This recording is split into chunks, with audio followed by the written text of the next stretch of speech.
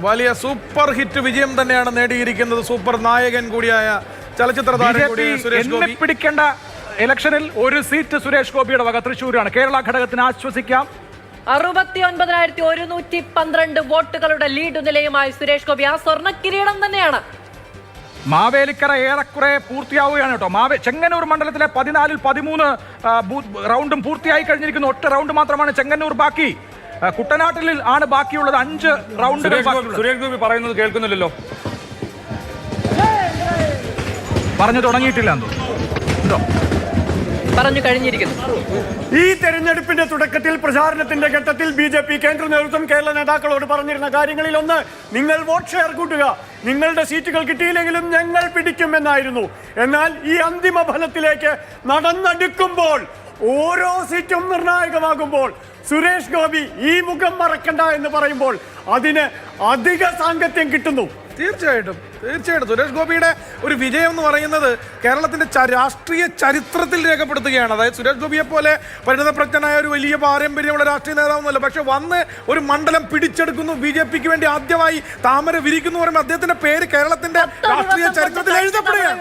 2 ലക്ഷം vote ഇത്തവണ അത് ഇത്രയും വലിയ ഭൂരിപക്ഷത്തിലേക്ക് കൂടി ഉയർത്തുകയാണ് എങ്കിൽ സുരേഷ് ഗോപി BJPക്ക് കൊടുക്കുന്നത് ഒരു ചെറിയ വിജയമല്ല, ഒരു സ്വർണ്ണത്തളികയിൽ വെച്ച് നൽകുന്ന താമരയാണ്.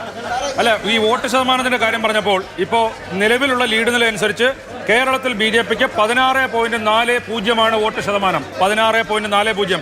അത് അത്ര മാത്രമല്ല, കാരണം BDJSന്റെ വോട്ട് കൂടിയുണ്ട്. അത് ഇതിനകത്ത് രേഖപ്പെടുത്തിയിട്ടില്ല. അതേഴ്സിൽ ഒരു 8.36 ഉണ്ട്. സുരേഷ് ഗോപി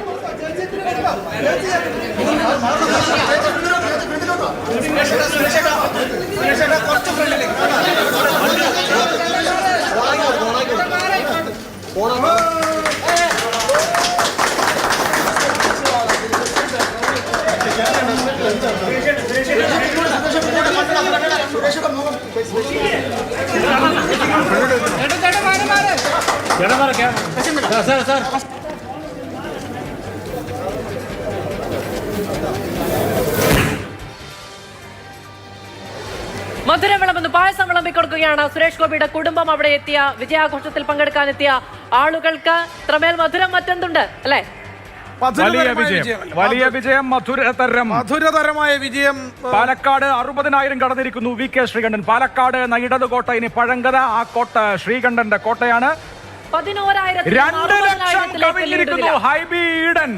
2,04,210 വോട്ടിന്റെ ലീഡ് എറണാകുളം മണ്ഡലത്തിൽ ഹൈബി ഈഡൻ സ്വന്തം പേരിൽ എഴുതിയിരിക്കുന്നു. എറണാകുളത്തെ CPM ഈ തോൽവി ഒരിക്കലും മറക്കില്ല. അവർ മത്സര രംഗത്ത് പോലും ഇല്ലായിരുന്നു. ഒരു വാക്ക് ഓവർ പോലെ അത്രയും ഏകപക്ഷീയമായ തെരഞ്ഞെടുപ്പ് വിജയങ്ങൾ കുറവാണ് കേരളത്തിൽ. നോക്കൂ, 2 ലക്ഷത്തിൽ പരം വോട്ടുകൾ എറണാകുളത്ത്.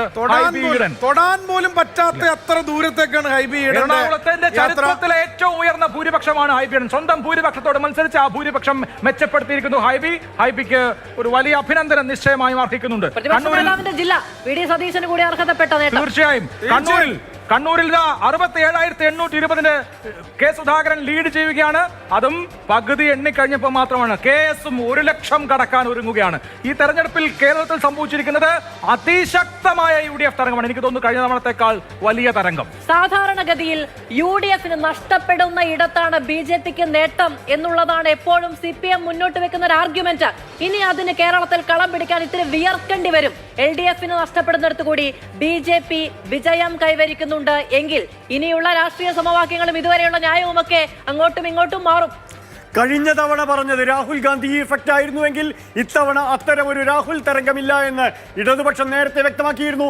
എന്നിട്ടും ഇത്ര വലിയ തോൽവി, അമ്പരപ്പിക്കുന്ന പരാജയം സംഭവിച്ചെങ്കിൽ കാരണമെന്ത്?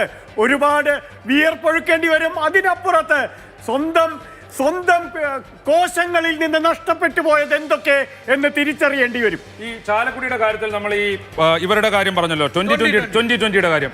ഇപ്പോൾ ഇടുക്കിയിൽ അല്ലെങ്കിൽ തൊട്ടടുത്തുള്ള എറണാകുളത്തെ 2 ലക്ഷം കടക്കുമ്പോൾ ബെന്നി ബെഹനാന്റെ ലീഡ് 35,000 മാത്രമാണ്. അവിടെ പരിശോധിക്കുമ്പോൾ ഇലക്ഷൻ കമ്മീഷന്റെ കണക്കനുസരിച്ച് ബെന്നി ബെഹനാൻ ഇതുവരെ നേടിയത് 2,76,805. ഇതിൽ ഒരുപക്ഷെ മാറ്റം വരാം. C രവീന്ദ്രനാഥ് 2,38,000. BDJS സ്ഥാനാർത്ഥി 78,000. 2020 70,000 വോട്ട് ഇതിനകം നേടിയിട്ടുണ്ട്. അപ്പോൾ 1 ലക്ഷത്തിന് മുകളിൽ വോട്ട് ഇവർ നേടും എന്നുള്ള കാര്യത്തിൽ അതാണ് ഈ ബെന്നി ബെഹനാന്റെ ഈ കുറഞ്ഞ ലീഡിന്റെ ഏറ്റവും പ്രധാനപ്പെട്ട കാര്യം. 4,73,000 വോട്ടാണ് കഴിഞ്ഞ തവണ ബെന്നി ബെഹനാൻ അവിടെ നിന്ന് സമാഹരിച്ചെടുത്തത്. അവിടെ ഇപ്പോൾ 2.5 ലക്ഷം കടക്കുന്നതേ ഉള്ളൂ എന്നത് പ്രധാനമാണ്. 1,32,000 കഴിഞ്ഞ തവണത്തെ ഭൂരിപക്ഷം.